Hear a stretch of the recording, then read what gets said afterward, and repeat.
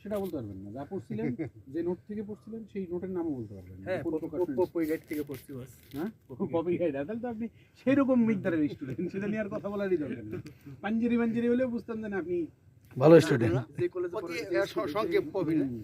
না ওটা আমাদের ভালোবাসার কলেজ তো। এই জন্য আমাদের আসলে এই জিনিসগুলো তাহলে মুখস্থ করাই কেন? সমাজবিজ্ঞানের হাজার হাজার প্রশ্ন করছেন, কই সেগুলা? সেই ইতিহাস কই? আর ধর্মের সেই প্রশ্নোত্তরই কই? কোথায় কই সেগুলা? রিয়েল লাইফের ইমপ্লিমেন্টেশন কই? এ প্লাস বি হোল স্কয়ার আপনার লাইফে কোথায় কাজে লাগছে? লাগে নাই, লাগছে হলো পরীক্ষায় খাতায়। তারপর রিয়েল লাইফ তাহলে পড়াই কেন? মুখস্থ করাই কেন? এটা কিন্তু যে শুধুমাত্র মানে বাংলাদেশে বাংলা মাধ্যমে পড়ার বিষয়টা কিন্তু এরকম না, ইংরেজি মাধ্যমে আরো বেশি মুখস্থ করায়। সব বাদ অনার্স করছি ম্যানেজমেন্টে, এটা কেমন লাগছে? সেই থিওরিটিক্যাল তো কোনো কিছু তো আপনার এখানে রিয়েল লাইফে লাগে না। ম্যানেজমেন্ট সব সবতে লাগে ম্যানেজমেন্ট।